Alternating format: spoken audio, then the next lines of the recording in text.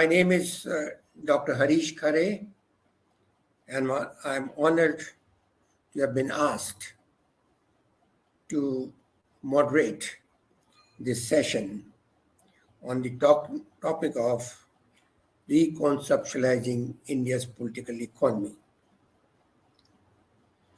We have a distinguished panel, but let me say a few words about myself. I was once a card-carrying member of the academic profession, but now for over many decades, 4 decades in fact, I'm content to enjoy the thrills and excitement of working in the world of media. As a political journalist and commentator, I've been engaged with the ever-changing landscape of political economy, which is our topic for the day. We have 3 panelists: Professor John Harris, Professor Arun Kumar, and we have Sitaram Yechury. I hope he'll be joining us. I can't see his face, but I'm sure he's there. So I'll talk about each panelist when we come to them individually. But let me say a few words about our topic and the subject matter.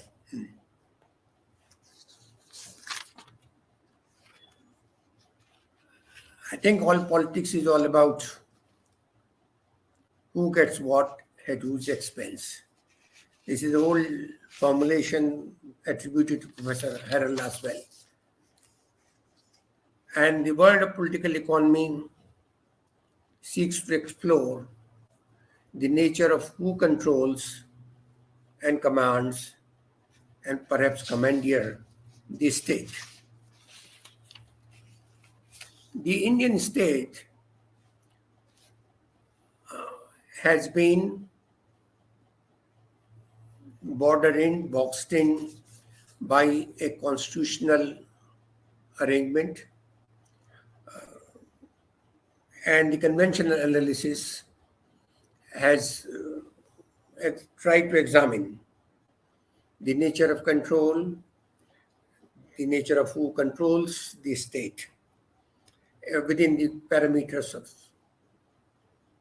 the Indian Constitution. In my view, there are 4 or 5 axes around which conventional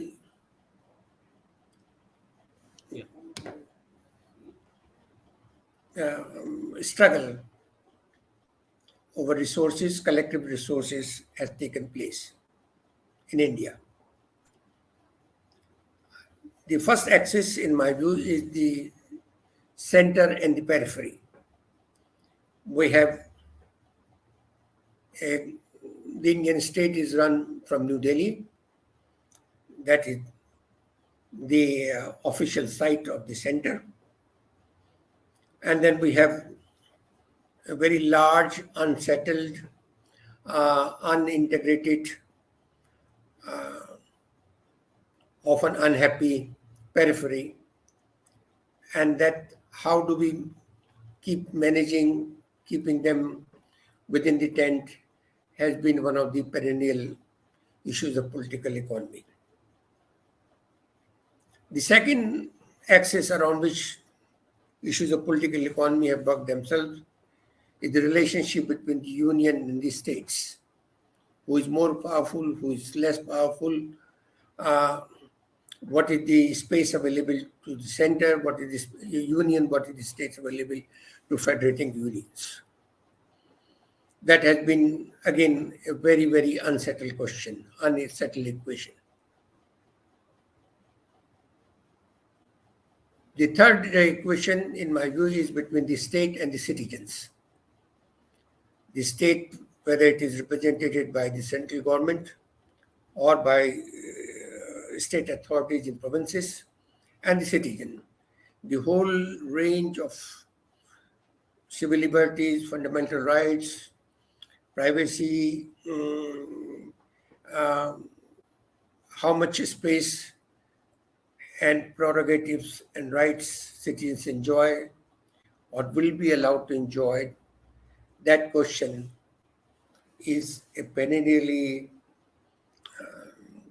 work in progress. The fourth axis, I believe, has to be between the majority and the minorities in India. The majority, as we know, India is a Hindu majority state, country, and then there are very significant minorities. What is the relationship between, and what are the terms of those relationships between the majority and minorities is also a subject matter of continuous political contention. And lastly, I believe it has to be what is the role of public sector and the private enterprise, private business. So that has again, over the years, has been changing and remains mostly unsettled. So we have these, in my view, at least 5 definitive equations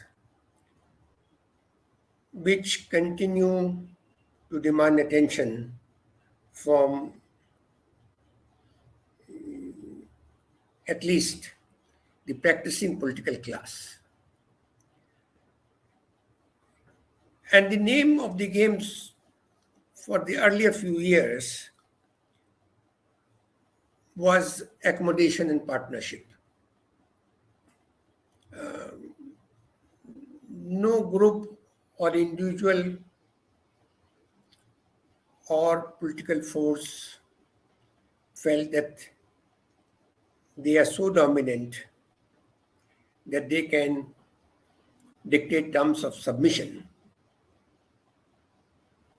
But I believe now we have that accommodation and partnership paradigm has come under very, very serious threat. Again, in terms of political economy, I think it's important for us to remember that in the first 3-4 years after independence, the political class, parliamentary democracy, democratic processes themselves enjoyed a huge legitimacy. There was historical reasons for that. But more important, that legitimacy stemmed from the fact that there was a promise that peaceful democratic processes and institutions enshrined in the Constitution were sufficient to produce competence, fairness, and justice. Somehow or the other, that the political class collectively was not able to deliver on that promise. There was, by 1991, consensus was there that the economy had been badly managed, mismanaged, and the whole idea of the state being able to be a neutral umpire or perhaps a primary driver in producing a social order based on justice, that idea took a beating. I would like to believe that the collapse of the Soviet Union around 1989 also brought into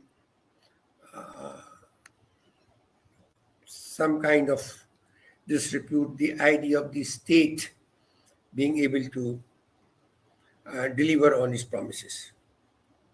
So by 1991, a new thinking, a new argument was put forth that rapid growth, unregulated, unhindered private enterprise would produce sufficient growth and a prosperity and will be able to deal with the issues of poverty and unequal opportunities. That for 20 years, for 1991 onward, I think a lot of turmoil took place in Indian politics. Political economy was rearranged. And then India, like all other economies or political systems, was not an isolated case. There was a global context to whatever happened.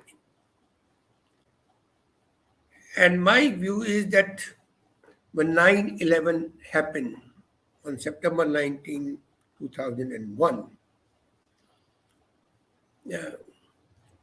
the Indian middle classes, upper and middle plus the business,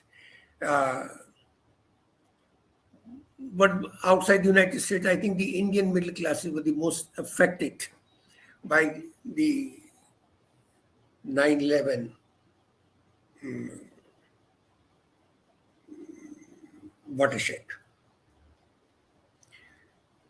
What now we are witnessing is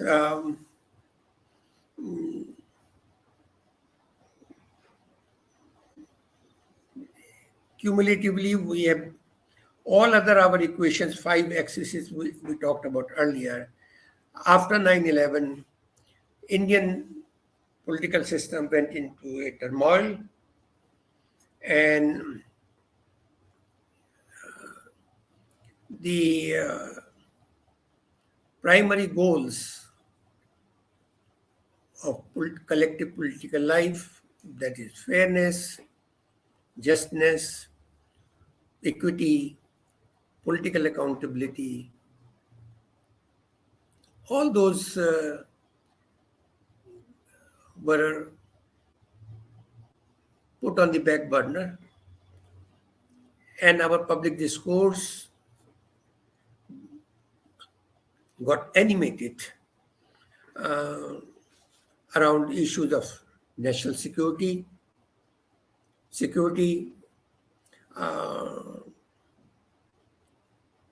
who is going to protect us against non-state actors. And the threat of non-state actors it may have produced a certain kind of consequential repercussions in America, but in India it was most acutely felt in my judgment. And we were willing to redefine ourselves, our earlier constitutional commitments and conventions on the basis of, in the larger issues of security, public order, and all that. And the state was given more and more power to deal with the threat, undefined threat from undefined sources of undefined nature. The state kept asking for more and more power. The policeman was prioritized over the politician. So the source of legitimacy in Indian political economy changed. Earlier it was that the state would be able to deliver certain fairness. Then we brought in the market and its supposed rationality to produce enough affluence and prosperity. And now after 9/11, last 10, 15 years, 20 years, in fact, we have been struggling with this whole question of our we expect at least our leaders that they will be able to produce welfare, maybe, but their primary job is that expectation is that they will be able to protect us, give us security and stability. And we are willing to submit ourselves to anybody, any demagogue, any authoritarian personality who promises that he or she will be able to protect our ordered life from these, in a hostile world, from hostile people. So this is where we have, and I may add that in the last 10, 15 years, we have a new technocratic elite has come into play, which is difficult to be identified in terms of its class affiliations. But this is an elite which attaches itself to whichever person captures political power. And it anchors itself in its command and proficiency and competence in using technology to find solutions to administrative issues. And it has great disdain for democratic accountability. It doesn't want to deal with the messiness of parliamentary electoral democracy. Recently, a few days ago, the CEO of Niti Aayog allowed himself to say we have too much democracy. So they'll be happy. It's a very nice convergence between this technocratic elite, security forces, and a kind of political leadership which is closet authoritarian, and it has choked off disagreement, dissent, and turned off the tap of political accountability, in my view. So the political economy actually right now is defined most, in my view, the most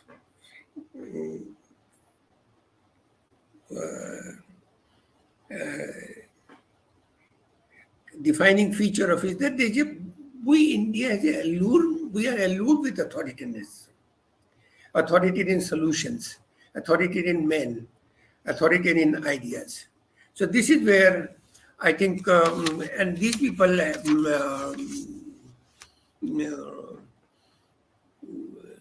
the political, a certain degree of delicious contradictions are there.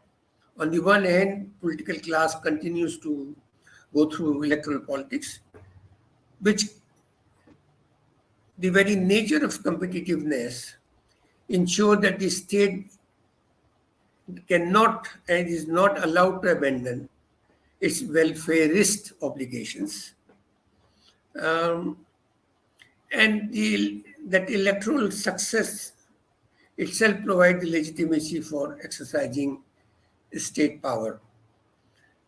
And there is, of course, because of electoral politics, democratic mobilization, political mobilization, we are witnessing a continuous and perhaps a very healthy churning of our social equations, which makes an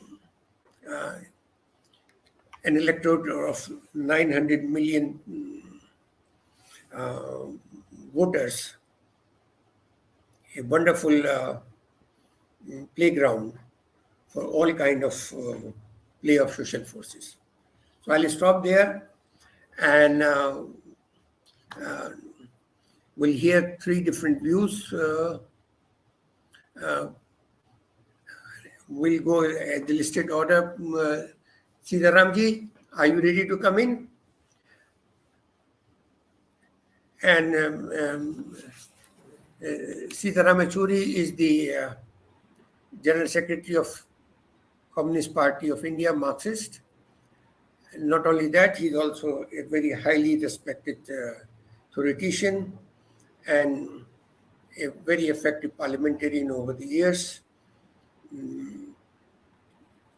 Over to you. Thank you, Harish. And hello to Arun, Kumar, Nirajandok, and Namaste, and to Professor Harris that we are interacting for the first time. Thank you very much, Harish, for your opening remarks. But I would like to make three, I think, fundamental points. Since the issue we are discussing is on reconceptualizing India's political economy.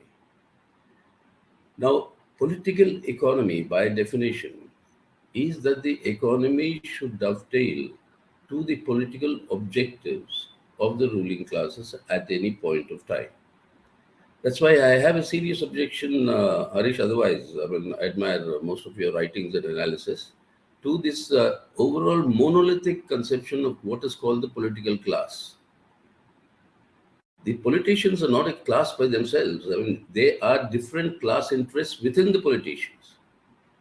And which is the dominant one, which is the ruling one, that determines the trajectory of the economic policy and the direction. Now, with that in mind, how did India's political economy evolve? And I think this is important because often it is said it is the Nehruvian vision that got the public sector, etc., etc. Immediate post-independence, the effort by the Indian ruling classes then was for an independent path of capitalist development in India. And this is something that was provoked by what is famously known as the Bombay Plan of the biggest industrialists in our country, who actually argued for a planning commission and planning and centralized planning with state raising the resources from the people to build the infrastructural facilities that are necessary for capitalist development.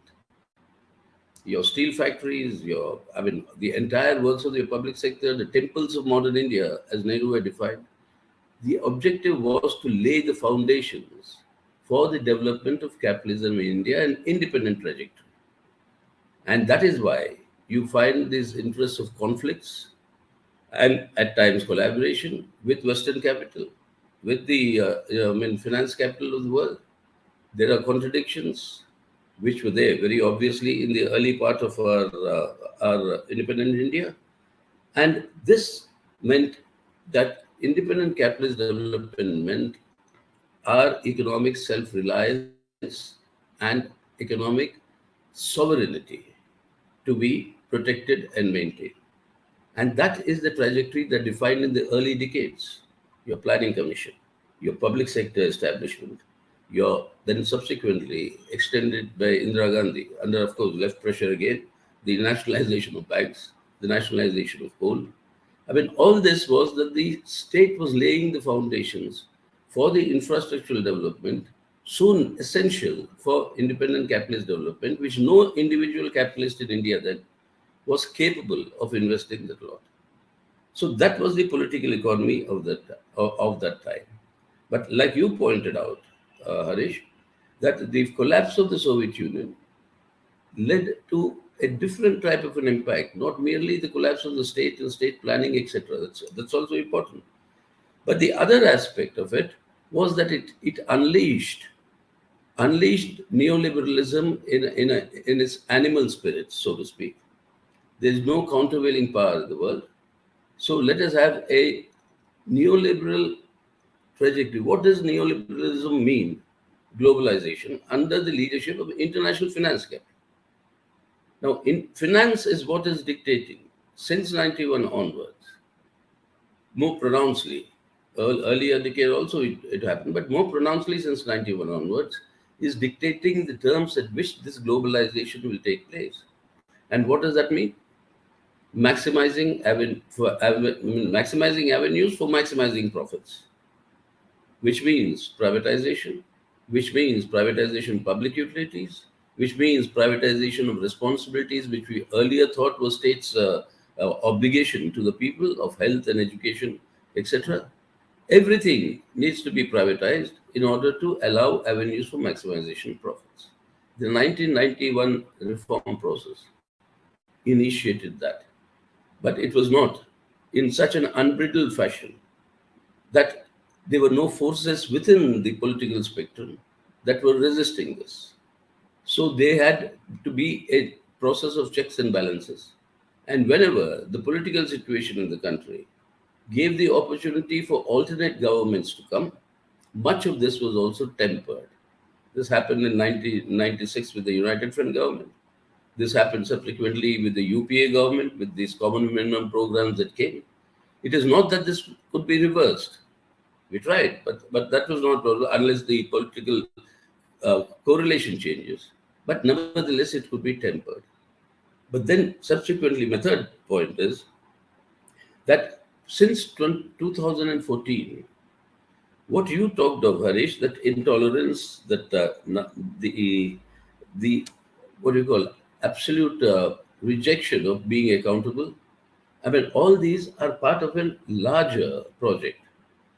All of us are aware. I mean, we all have been through our Indian history, etc. That the conception of independent India as a secular democratic republic was the legacy of the national movement. And this conception is what gave initially the Congress Party post independence the overall hegemony over civil society. And that hegemony was ruptured, I think, very decisively by the 2014 elections, whereby what was rejected at the time of independence that led to the unfortunate assassination of Mahatma Gandhi, the rejection of that Hindu or Hindutva Rashtra, that is something that has resurfaced because it was never completely eliminated from the consciousness of the people. 2014 saw the re-emergence of converting the secular democratic republic into a Hindutva Rashtra. That is what explains the every single pillar of your constitution. Secular democracy, social justice, federalism that you mentioned, center-state relations, and economic sovereignty. All four of them have come under a severe assault. And that is necessary because this transformation of India from a secular democratic constitutional republic into a intolerant fascistic Hindutva Rashtra cannot be possible with this constitution in place. That's why the attacks on the constitutional institutions, beginning with the parliament, and the pressures on the judiciary, the election commission, the ED, the CBI, everything, whatever you may have. So what is happening today is that this agenda requires international support. That international support can only come when you give international finance capital, you give international capital more avenues to maximize profits in India. And that requires the virtual loot of your national assets, the entire dismantling of the public sector, the handing over of all these assets for a song to private capital, both foreign and domestic, which is exactly what is happening today. So this agenda, economic agenda of the current government today, is dovetails into the political objective of transforming a secular democratic republic into their conception of a rabidly intolerant fascistic Hindutva Rashtra. That requires the demolition of the constitution, the institutions which act as checks and balances, the abolition of your planning commission, the Niti Aayog actually championing the interests of private capital and the maximization of profits. So it's not merely the state abandoning its responsibility. It is the state playing a new role. And that new role is the needs and the dictates for the ruling classes at the present. So this is something we'll have to understand. So when you have to reconceptualize India's political economy, my last point, I don't know, Harish, if you please stop me if I'm exceeding my time. If you want to reconceptualize India's political economy, What is the reconceptualization in the present context in which we are saying is to return to the concept of what we have all discussed in various ways, the concept of idea of India. What is this idea of India? It's not an abstract idea of India. That this is a country that is inclusive. This is a country that dared in 1950 in front of the whole world, when many Western democracies had still not given this right, of we gave the right for universal suffrage. We gave the right for equality, irrespective of any division in society.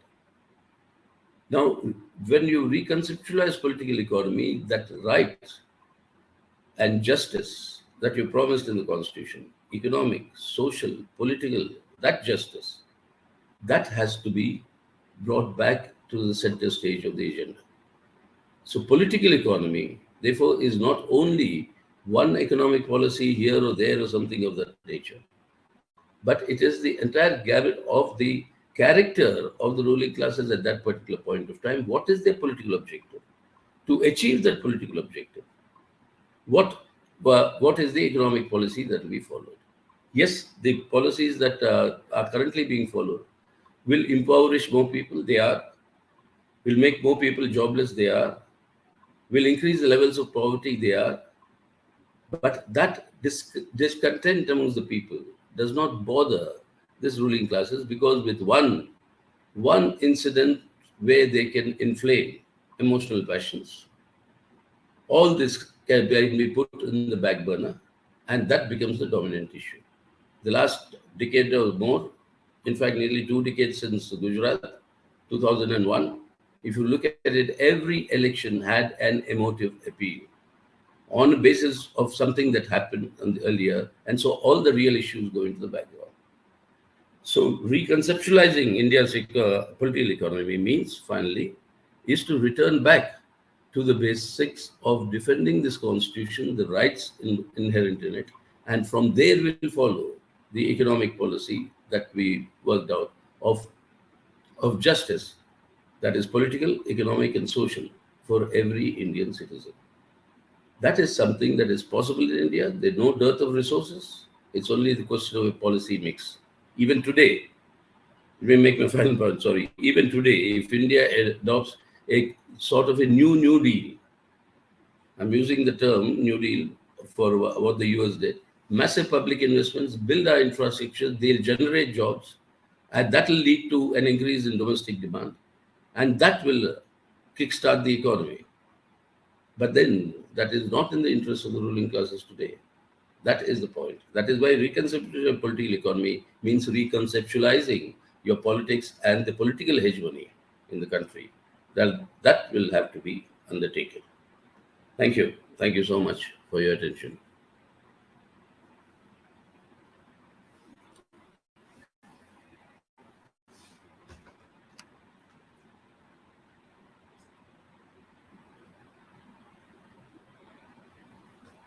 Hey.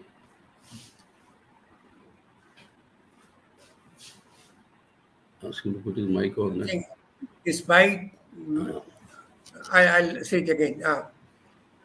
Thank you, Sitaram, for a very cogent formulation. But we are still struggling with one simple fact, that despite massive discontent, why is we are not able to force the ruling classes into do any kind of course correction? So not only when we are looking at reconceptualizing, we probably need to reconceptualize how we go about the business of resistance and struggle and opposition. So may I now request Professor John Harris, who needs no introduction. He's one of the old India hands, have devoted decades and decades to understanding the political economy of India. John and Barbara have been great friends of in the whole tradition of India hands, so to say. Professor Harris, over to you.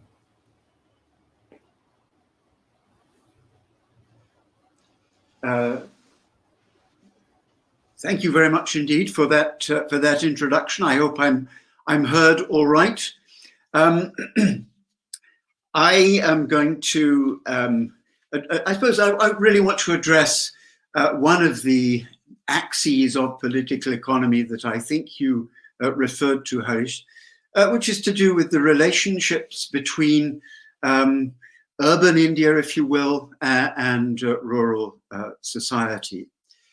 And I'm very conscious of the present context of, as Sitaram said, the present context not just of jobless growth, but actually of job loss growth, of declining consumption, increasing poverty, trends which actually precede the present time of the pandemic, which has only made them worse. And I want to address really the question of what is to be done.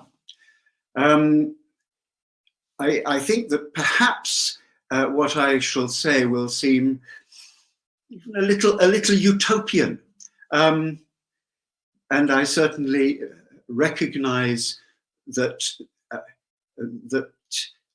it is perhaps difficult in the present conjuncture to see where the political drivers are that might bring about the changes that I think are required.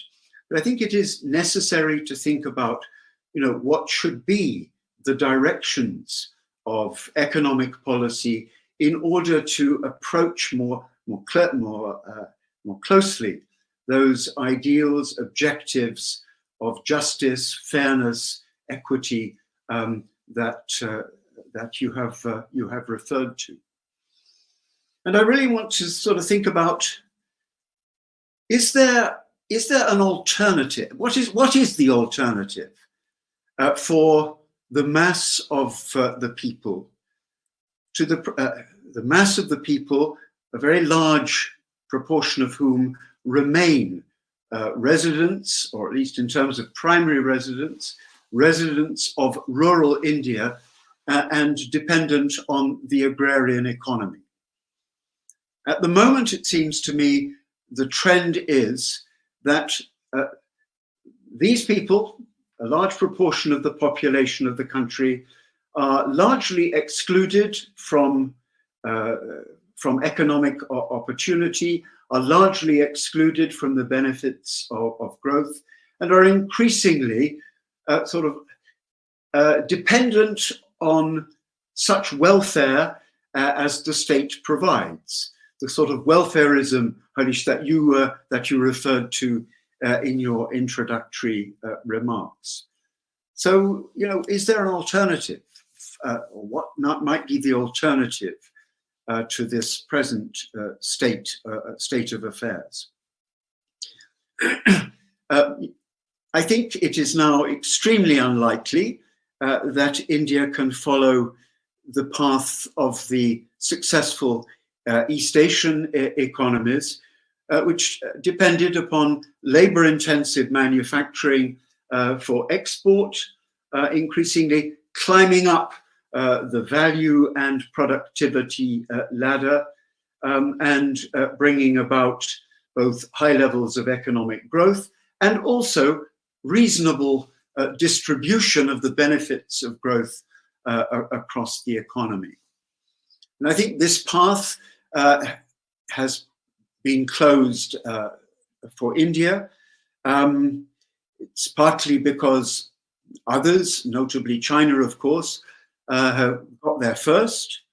And we're now in a period in which there are strong tendencies towards protectionism in the major economies, a distrust of globalized supply chains, and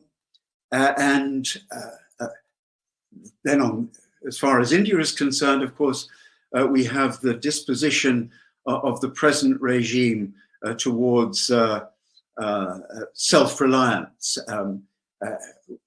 with all the ambiguities of the way in which the Prime Minister talks about self-reliance. India's economic development, of course, has been characterized really throughout by dualism. There has for a long time been a small and very largely inefficient modern organized sector, as you all well know, employing a very small share of the labor force, alongside a very large informal sector and the continuation of the situation in which a very large share of the labor force is, to a greater or lesser extent, dependent upon the agricultural economy. And India's successful, very successful economic growth in the period, between about 2002 and 2012, especially, depended mainly on the the country's success in the information technology sector, which stimulated the growth of a middle class. But I think we have to remember that those who think of themselves as middle class, who describe themselves as middle class, were thought of as middle class, actually come from what at best, the top 10% of those in the top 10% of income distribution in the country. The average incomes in the top 10% are only 3 or 4 times at the level of the poverty line. So though the top 10% of the population is a hell of a lot of people, there's not actually a very high level of income across that top 10% as a whole. And this, I think, is a very crucial indication of what it seems to me has been the long history of the problem of the lack of demand, a lack of effective demand in the economy. So India now, I think, is well described as being characterized by a very clear distinction between, if you will, a dollar economy and a rupee economy. No, I'm sort of struck as a fairly frequent visitor, until the pandemic anyway, to the country, that, you know, in the shopping malls, in the big cities, you know, I pay just about as much for a cup of coffee as I do in Toronto or London, you know. Pay as much for a shirt as I do in Toronto or London. But the mass of the people live in the rupee economy. And I know perfectly well, I can buy an excellent cup of coffee, certainly if I'm in South India, or a very good meal for a very, very small sum of money in dollar terms. And there's very little kind of connection between the rupee economy and the dollar economy.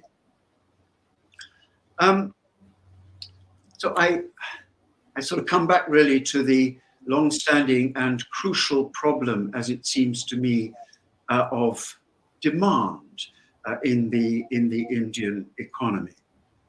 You know, if think about it, if a capitalist, an investor, is thinking of setting up a factory to produce something or other, or a company which is producing services of some kind, you know, one of the crucial questions they are going to address is that of what's the market, and how extensive is the market, and there's a limit to the extent to which that sort of top 10% of the population of India can generate demand for higher value products. So I think it remains the case that in order to generate higher levels of demand in the economy, there's a desperate need, I think, to raise the incomes of the bottom 50%, especially in the rural economy. And I think we know very well that if it's possible to raise the incomes of those in that bottom 50%, stimulate demand for the products of low skill, local activity in manufacturing and services, and that it is possible through the links between the links between agriculture and non-agricultural activity to get, if you will, a virtuous spiral of growth. Increasing agricultural incomes increases the demand for, as I say, low skill, both manufactured and service products of low skill activity. We get a virtuous spiral of growth. So, I mean, the crucial point that I really want to make is that I think there remains, even now, a very strong case for a strategy of realizing economic growth through a focus on agriculture, which has been very seriously neglected for a long time now. So how to develop the agricultural economy?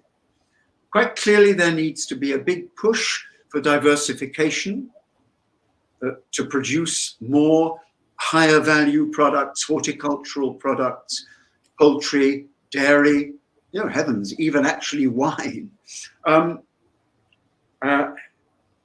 For the development, for such diversification to take place, there's a great need for investment in infrastructure, in sort of investment that is necessary to develop the supply chains for the sorts of higher value products that I am talking about.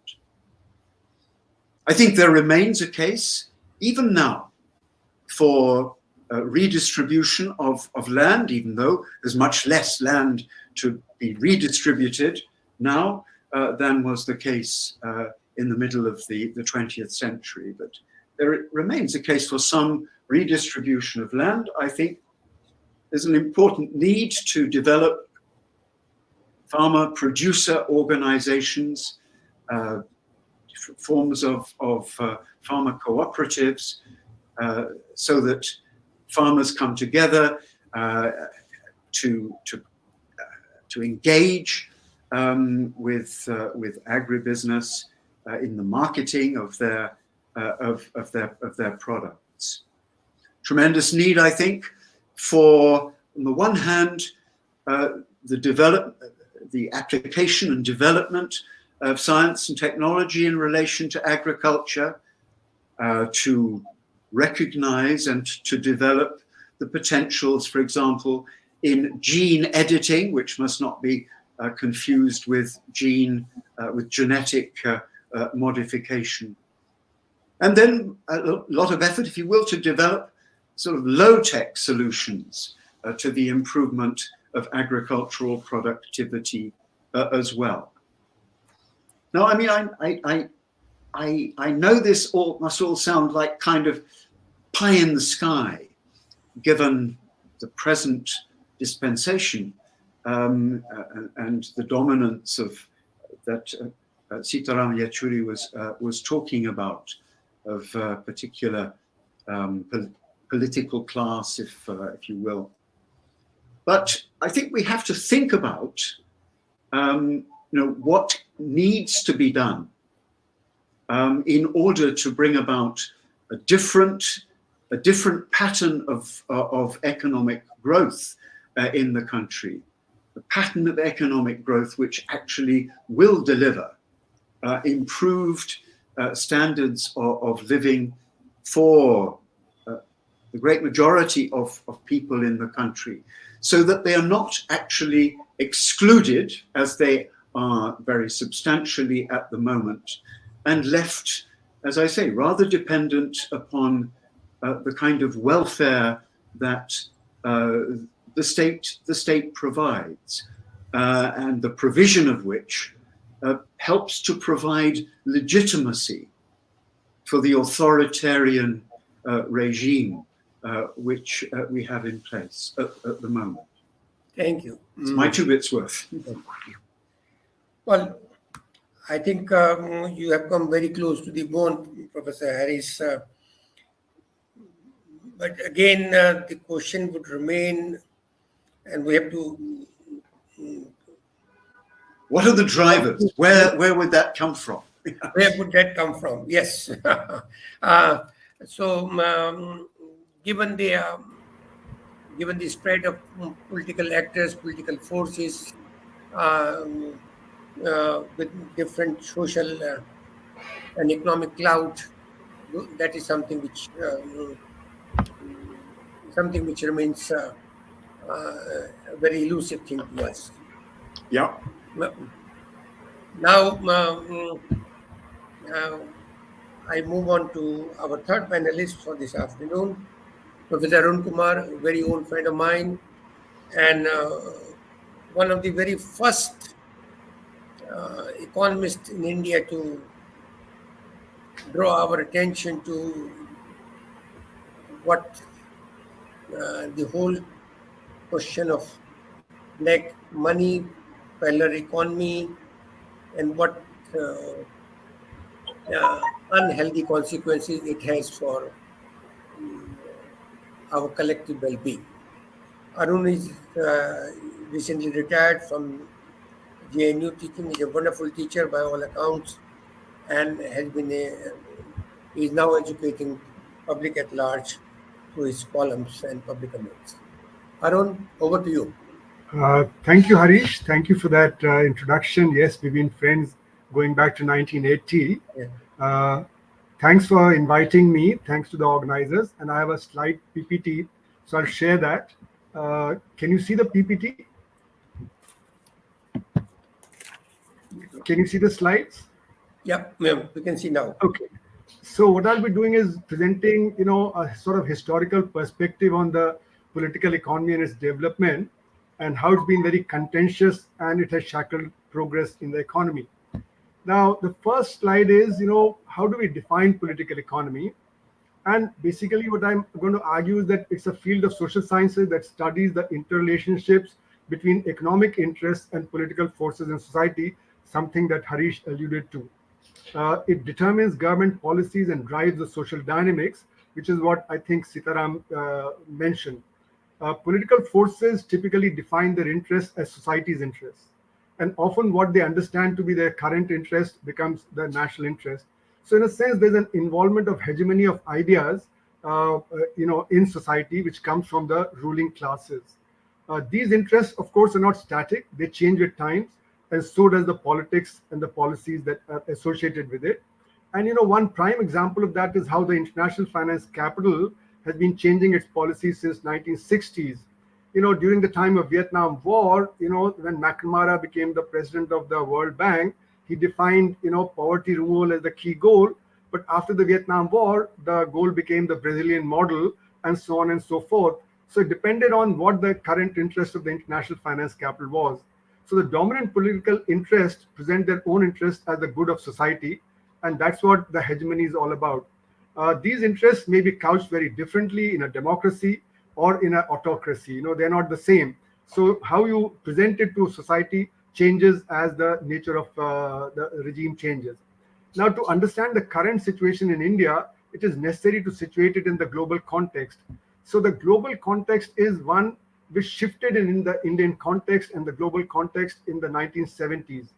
So the strategic shift that takes place is the decline of Soviet Union, which Sitaram mentioned. And also I would add to that the changes in China, where Deng Xiaoping came in and he said, how does the color of a cat matter? Whether it's black or white, it just has to catch mice. So the developing world lost its relative independence to formulate policies post that mid-70s change that took place.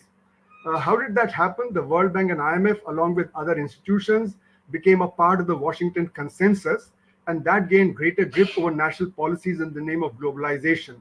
So you have a one-size-fit-all that is prescribed for nations. What they need to do is to do marketization. The WTO also came into being in 1995, and the move towards WTO was started in 1982 when the US realized that India doesn't have support from the Soviet Union, and Soviet Union cannot give help. So it said to the Indian ambassador at GATT, what was then GATT, that we now want to capture your agriculture markets. So the Dunkel draft came in 1990, and before that, in the Uruguay round of negotiations, we had the new issues introduced, and they finally became the WTO in 1995. Now, as a result of these changes, what happened was that capital gained mobility. So capital became highly mobile. The movement of capital is, 10 to 20 times greater than the actual trade, and much, much greater than what the GDP of the world is. And with this mobility, what the capital could do, international finance capital, is it made nations compete against each other. And therefore, it could extract concessions. So if South Korea had 10% capital gains tax, then India also had to offer 10% capital gains tax. If the corporate tax rates in Southeast Asia are lower, then in 2019, India also lowered the tax rates, the corporate tax rates. This really started with the collapse of Soviet Union when East Europe needed capital, and then to get capital, it started cutting the tax rates, and that is what's called the race to the bottom. And then Britain, Germany, France, etc., also had to cut their tax rates, and that led to the decline of the public sector because public services could not be funded. One of the key concessions that has been extracted by capital is to weaken labor. So trade unions have actually declined in that period since then. So what are the other global strategic shifts? One of the critical shifts was that the state should retreat strategically. It doesn't mean that the state should retreat completely from the economy. It only means that it should retreat in favor of the markets. So what the World Bank defined as a market-friendly state intervention. So there needs to be state intervention, but in favor of markets, but not in favor of labor. So subsidies and other things are frowned upon because those are supposed to be pro-labor and anti-capital. Another thing that happened in this period is rapid technological change, which has further weakened labor because of the massive automation and what John mentioned as the jobless growth, and which now has become less job growth. Services sector became the dominant sector in most economies in the world, including in India. After 1979, the services sector has dominated. Agriculture, which was the earlier dominant sector, became a marginal sector. And you can see that after 1979, even if the agriculture goes into a drought and there's a decline, the Indian economy doesn't have a negative rate of growth as it used to have earlier. So it continues to have a positive rate of growth because the services sector is dominating. And with the growth of the services sector, the white-collar workers, they have started to dominate, and they don't identify with the blue-collar workers. And as a result, there's a labor aristocracy that has come in the way of workers' unity across and within nations. So global financial architecture has come to prevail, which has led to flight of capital from developing world to the developed world. There's a very famous book which shows that how with the end of colonization, the advanced nations set up these tax havens, and there are 90 of these tax havens through which capital goes into the developed world. So what was coming earlier as drain of wealth is now going to the advanced countries as flight of capital. So poor countries are exporting capital. So India, a very poor country, has lost the value of about $2 trillion of capital between 1948 and 2012, according to an estimate that I made in 2014. Now, what is the Indian situation? Indian economic policies increasingly came under pressure of international finance capital after 1975, and that coincides with the emergency, that coincides with the changes, with the weakening of Soviet Union, and with the 180-degree turn that was there in China. And as a result, policies have drifted right. What was center became right, what was left of center became center, and you can see the whole gamut of social, political, and economic policies that shifted to the right. Now, as a result, what has happened is that the Indian economy, which has come to be dominated by the services sector, and agriculture has got marginalized. So even though agriculture employs a majority of the workers, it's a marginalized sector in the economy. And how did that happen? Right from the time of independence, the income terms of trade have shifted from agriculture to non-agriculture. And the reason is that the surplus which was extracted from agriculture to the non-agriculture sector provided for cheap industrialization and urbanization. And that's why, the political forces that have existed in India have allowed this kind of extraction of surplus for industrialization and urbanization. Investment has got concentrated in the organized sectors and in urban areas to the detriment of rural areas, which is what I think John was referring to. A study that I did in 2008 showed that 80% of all investment is going into the organized sector, where only 6% of the workforce works. Whereas in agriculture, where you still have 45% of the workforce, only 5% of the investment is going. So in a sense, there's a marginalization of the rural areas and of agriculture in policy making. So this is what is leading to a marginalizing growth. The unorganized sector, which is 94% of the workforce and produces 45% of the output, that has got marginalized. The output and the incomes both have gone down relative to the other sectors. So employment generation is weakened as a result of lack of demand, which is what John was pointing to. And that is forcing people to look for residual employment in the unorganized sector.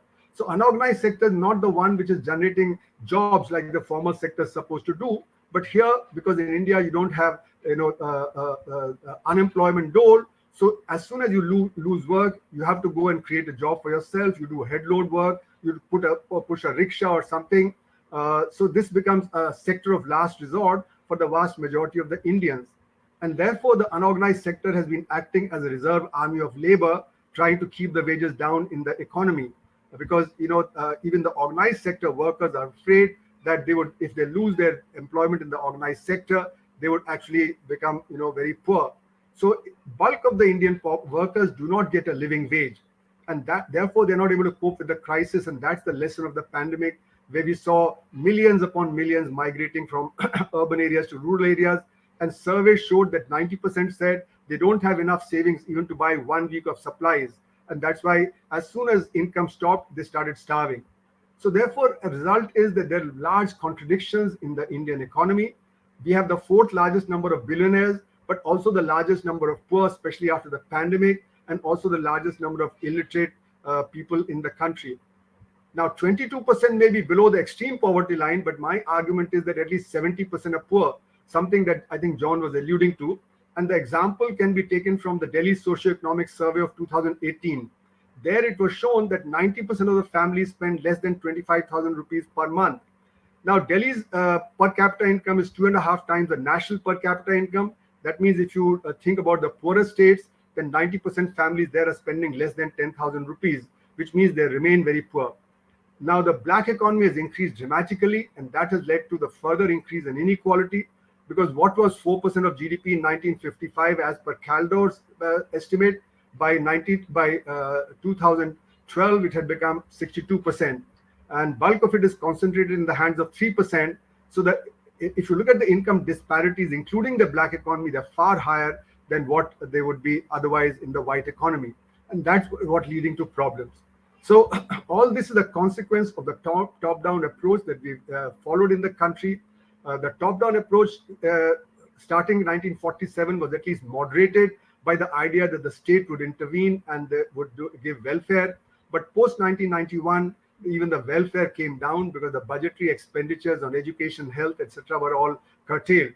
So Indian capitalists accepted to be a junior partner of the international finance capital post-1991. And what Sitaram was talking about, the independent path of development, that was more or less given up. We also need to focus on the research and development, because that's where India has lagged behind in globalization. And as a result, India's exports have not been very competitive, and we've had a very large trade account deficit in the economy, which weakens India. Now, it is said that late start gives you an advantage, but I have been arguing that because we did not have enough R&D, the disadvantage of a late start hit us, and that's why we've been behind in terms of technology development.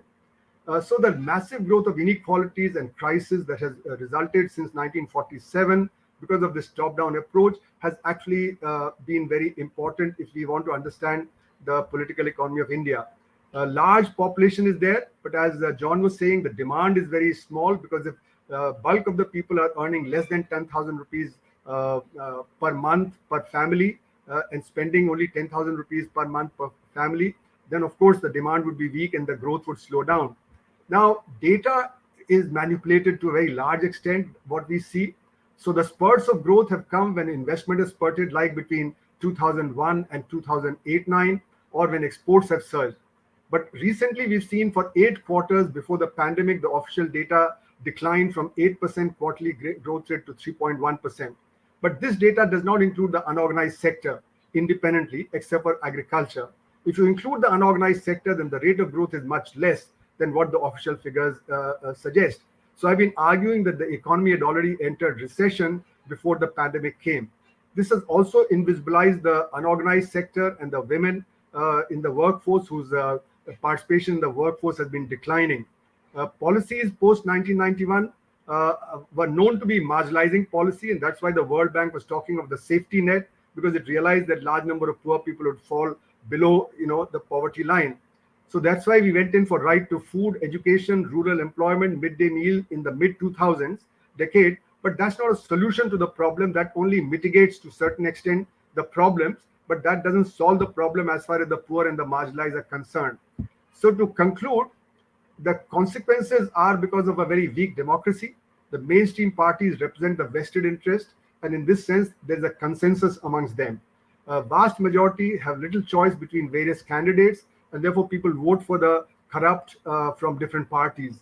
You have, all parties that are there, the ruling parties, they have, been shown to be part of the corruption that exists. Big business dominates policy making and the political process, and currently now the government is trying to build huge monopolies, whether it be the big business houses dominating ports or airports or others. I think they have decided to follow the South Korean model of chai balls, so that you have big conglomerates, and all policies, focused on that. This monetization of assets and other things are also so that, a lot of assets can be passed on to the big monopolies that can be created. So capitalism has increasingly become cronyism, and that has led to concentration of economic power, and that is what is the problem. But the focus is not on technology, because you can get assets easily. If you can get assets easily, then you don't have to compete in technology terms. And that's why India has lagged behind in R&D and therefore lagged behind in terms of globalization. Elections are very expensive, and that's where the big money begins to dominate our political class. Therefore, the political economy has shifted over a period of time as elections have become more and more expensive. Consumerism has become the new opium of the masses, and that helps to marginalize the issues of the people. Vested interests begin to dominate, and that's why academics and activists matter less and less. One of the points that the organizers had asked us to comment on, but I think we matter far less than what we did earlier. We are headed towards a new normal post the pandemic. There's going to be a lot more automation. We are already seeing the growth of e-commerce, and the unemployment, the demand for rural employment guarantee scheme has shot up. And I don't think the employment would be generated in the way it was even before the pandemic, even though employment generation was a problem. So therefore, the marginalizing development that has been taking place, we need to rethink, because this strategy of concentration and growing concentration in the economy is going to lead to a problem and a crisis. So business has to take a long-term view of the Indian political economy in its own interest. Otherwise, its own growth would be affected. Just like before the pandemic, the rate of growth had dropped from 8% to 3.1% quarter on quarter. And therefore, what you want to do is re-look at the development paradigm that we've been following, and that would be in the interest of the business class itself. But whether it would do that or not is not very clear. Also, I think the middle classes would not like a relook at the development paradigm, because they've benefited from it. They wouldn't want to lose their gains from it, even though the large number of middle classes have suffered due to the pandemic. And also, if automation takes place, they are going to suffer further. So if we are to be in contention in a globalizing world, we need to really relook at the development paradigm. Thanks for your patience.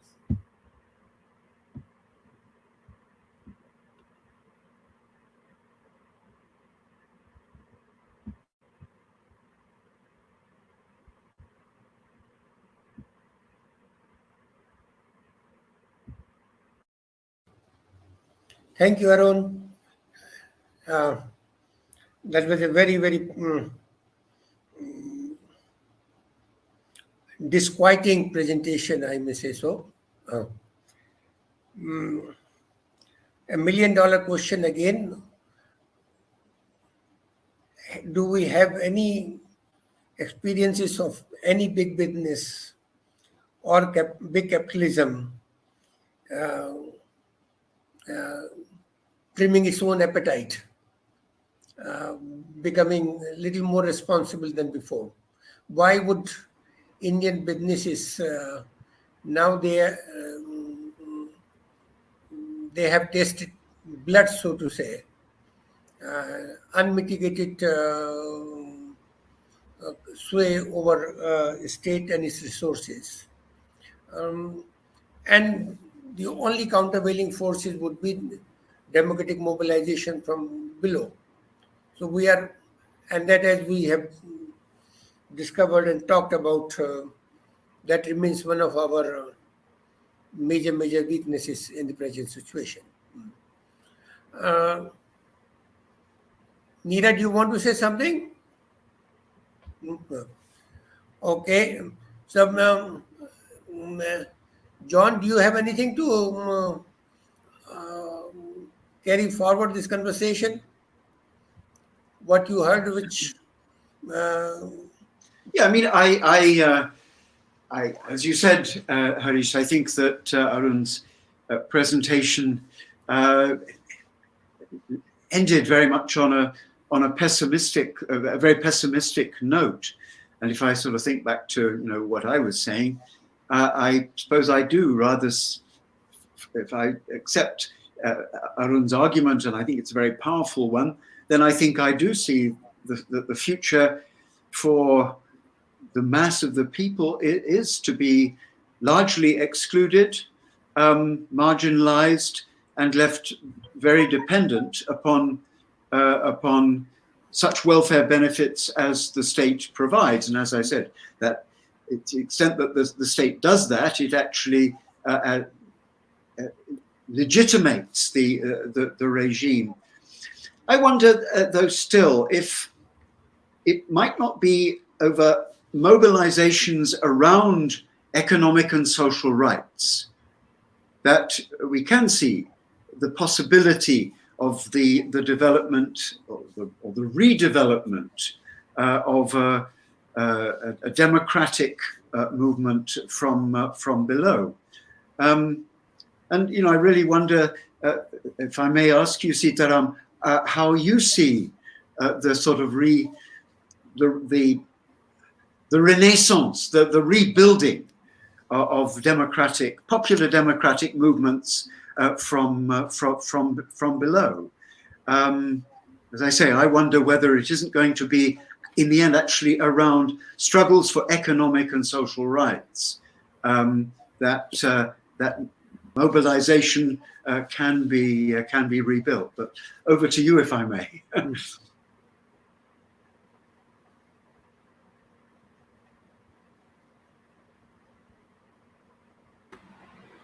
With your permission, Harish.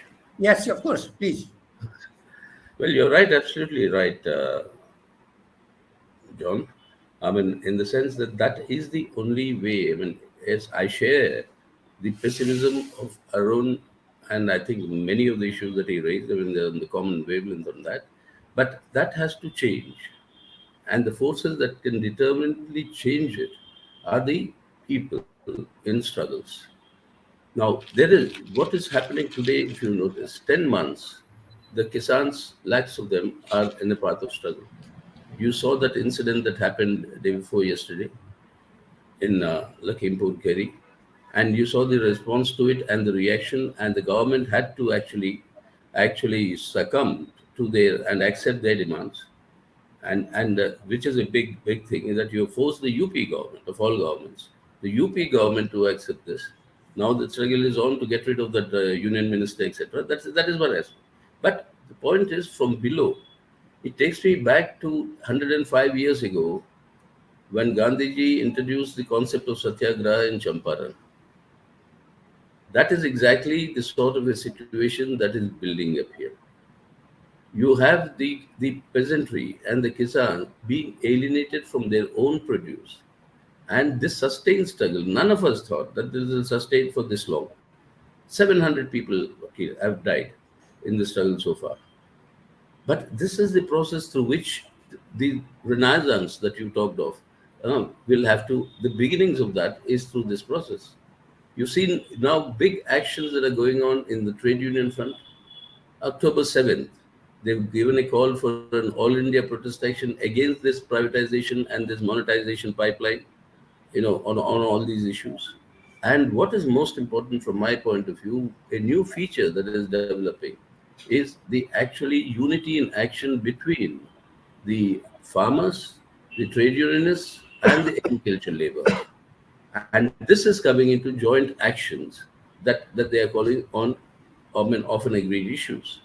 Now, this is what will be the game changer eventually, and will force the political class, to use Harish's term, or the politicians, to actually move in the direction of restoring what I said earlier, restoring the inviolability of the concept of the idea of India, of an inclusive India with equal rights. Now, this is the process that has to be strengthened. But then, as I indicated in my initial opening remarks, that whenever such a thing happens, there's always one issue that is brought about or happens that that creates an emotional appeal that pushes everything into the background. Before the 2014 elections, from 2012 onwards, for 2 years, there have been these sustained struggles of the working people, working classes, your scheme workers, your massive actions and movements. And then you have the Pulwama, the Balakot, and then an emotionally charged communal nationalist jingoism. And through that, you have completely hijacked the popular discontent into emotional channels momentarily, maybe. I believe momentarily. But that is the moment when elections happen. And that is the issue that we will all have to actually tackle. How this can happen. When Narendra Modi became the chief minister of Gujarat, and the elections to follow, you had the Godhra incident. When Vajpayee government fell by one vote, and when the elections had to be organized, you had the Kargil, and now you have the Pulwama and Balakot. So this changed the narrative completely, and that is something that we as political parties will have to think about how effectively will we be able to counter this thing. And the other point, if I may take this opportunity, Harish, to answer what you said, the question of why is the opposition parties not coming together, or what is it that's stopping them? Well, that is a big problem. Some of us are trying to bring them together. We have brought them on many issues. Till the last one was when there's 20 parties came out on common issues, etc., and big actions took place in the last 10 days of September. That has been going on. But the question is, and I firmly believe, as much as I share Arun's pessimism about the economy and the poor people, I also have that optimism that it is those people who will force the alternative to emerge. You remember, all of us were there. We all fought the emergency. What was the alternative there? You had a movement. Yes, you had the JP movement. The political alternative, the Janata Party that formed the government, was formed after the elections. The United Front that formed the government when Vajpayee did not have a majority, lost the vote of confidence, was formed after the elections. The UPA in 2014 was again formed after the elections. It is the people's pressure that will push these parties to come together and not be on petty squabbles of whether this issue or that issue. No, I think that process is happening, because what we are not taking into account is there is a groundswell of an opinion that is building up on the question of the OBC issue. Now that is going to be an important element in the future politics of bringing these parties together and giving an alternative. And that is happening in the very, very heartland, the Commonwealth, so to speak, where the BJP dominates. Now, that is a factor that will be very important for the future for this sort of a political alignment. So, John, finally, I mean, I think there's no other way for India's renaissance, so to speak, to return back No, to the basics of the constitution, unless people's struggles are intensified. no, And Sitaram, if I may add something here, yeah, I mean, I think it's not as much an issue of opposition unity. It is the nature of politics we do. I mean, if we keep in mind that, Hindutva agenda is not a new thing. It confronted us from very beginning of our republic. yeah, Yet a certain kind of politics was able to beat back those forces. And repeatedly they have been coming and we've been beating them back. So it's somewhere the nature of our response to Hindutva, it is through beyond the electoral correct. adjustments and in terms of new ideas. How do we deal with what you and I will readily agree is the appeal emotionalism? But emotionalism is a fact. How do we deal with it? But emotionalism was always there. Why it is now more pronounced than earlier? And we have to be smarter, as smart in our tactics, in our adaptation of technology, in terms of our intellectual marshalling of intellectual resources and organizational assets. And then it's not just five Yeah, parties coming together yeah, and saying, understand. dividing the booty of the seats. I understand. But Harish, there's one point there, I mean, which I want to really make. You see, this emotionalism was always there, you're right, but always we have been able to tackle it when there was a political atmosphere. Emotionalism and depoliticization, when they go together, that is when the difficulties arise, and that is precisely what these forces are aimed to depoliticize the people in society. You mentioned, I think Arun mentioned about the role of money in election becoming expensive, etc. No, no. What is that process? I mean, you have reduced elections not to policies, principles, etc. The general saying is, whoever may win the election, the BJP will form the government. They did that in Goa, they did it in Karnataka, they did it in Madhya Pradesh. I mean, all that. So if you have that sort of a situation where this is the lethal cocktail, depoliticization of the people, along with rousing of emotional jingoism. Now, that is what we have to tackle. You're right. We have to get back onto the agenda, center of the core agenda, people's issues. It is not the so-called post-truth society where emotional appeals and the leader matter more than the actual reality. If finally I may have one comment, Harish, with your permission. Sure. You see, there's a very interesting, very old, but very interesting study, which I think we all should reread it. It is very revealing today, is George Lucas's book on the destruction of reason. Now, he started writing this when Hitler was in power. And he started a question that plagued him then, and a question that plagues all of us, it's implicit in what you asked now also, is that why is it that the German people, nourished under the legacy of the most rational scientific philosophy, whether from Hegel's or to Marx or to everybody else, how did this German people going through that education, through that legacy, internalize and accept the ideology of Hitler and Nazism?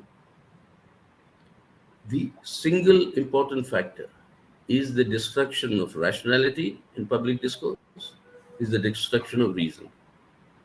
Destroy rationality and replace it with irrationality, which is exactly what today that is happening. Destroy reason and replace it by unreason. Then it's blind faith. Then is the leader. Then the emotional appeal is the paramount thing.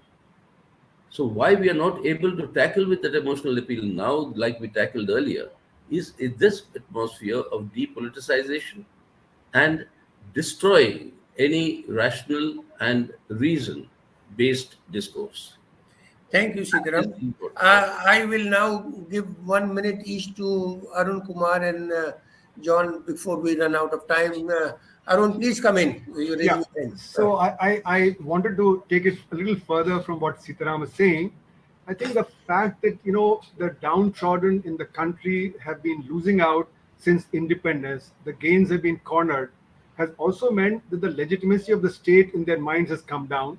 They're open to the kind of the reasoning that has been coming out, the emotionalism that is coming out, also the kind of education that we've had, where large number of children in the rural schools in the fifth standards are not able to read second class textbook, etc. They have no hope of the future. It's education which can give hope of the future, and they have joblessness, so the hope is reduced, and that's why they hark back and they're open to all kinds of irrational ideas. So I think we need to focus a lot more on education, the kind of education that we are giving. We need to focus on the public services a lot more. And finally, I would say that when the crisis deepens, only then will I think the unity of workers, farmers, unorganized sector come about. At the moment, this is something that we've been talking about since 93, 94 when we did the alternate budget, and Sitaram was a member of our group of alternate budget. We've been talking about it. We were talking about alternatives, etc. But that unity could not come about. So even though the National Alliance of People's Movement was set up in that February when we did the alternate budget, the Trade Union Confederation was set up, but they have not been able to cooperate with each other, and that's why these haven't gone further. I think it's only when the crisis deepens, and you're absolutely right when you said that why would the capitalists give up? Those who are gaining from it, from the system, they're not going to give up. And therefore, I see the crisis as deepening. The crisis will deepen till the point when the larger forces begin to see that they need to oppose it. So I Thank think you, Arun. the trend is downward. We are in supply side economics rather than demand side economics. And supply side economics means giving more to businesses and less to the common people who've lost incomes. Thank you, Arun. John, 1 minute. I actually wonder a little bit why this moment of this time of the pandemic hasn't provided more of an opportunity. After all, there's been widespread suffering. No, Yes. middle classes, people like us, not being able to get oxygen, not being able to find beds in hospitals, massive suffering amongst poorer people. It seem to be this, and the failure of the regime so much in sort of plain view. I would have thought this would have been a moment for actually mobilization, bringing together people across a wide spectrum of society in opposition to the regime. But of course, I think in India as elsewhere in the world, politics has become a sort of, in some senses, a kind of branch of the entertainment industry. And when you have a regime that has such control over the media as this one,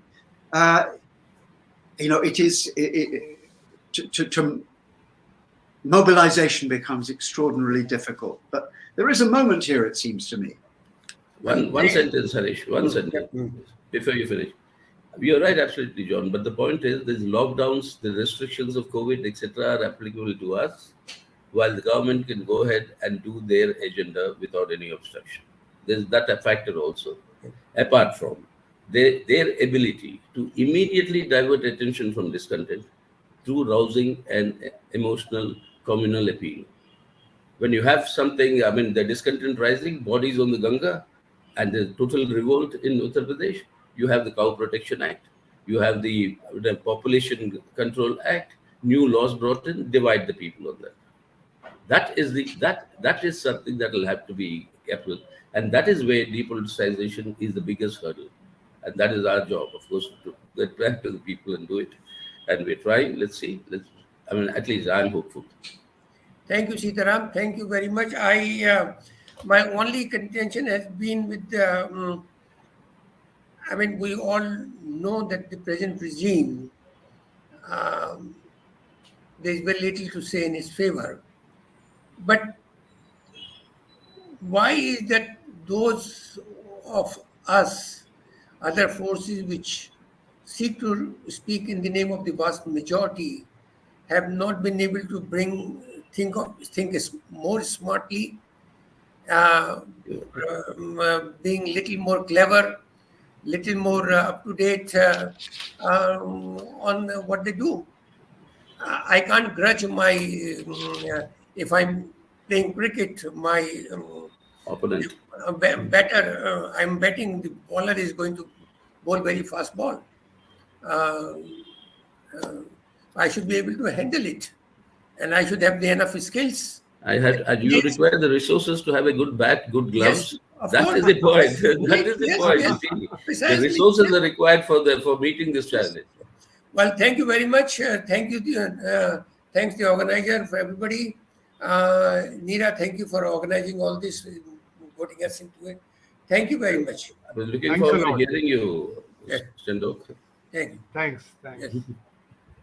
Bye. Thank you. Bye. For the lovely session. Thank you so much. Thank you. Lovely Thank you session. much. Thanks a lot. India has kickstarted the global forum. Yeah. Great.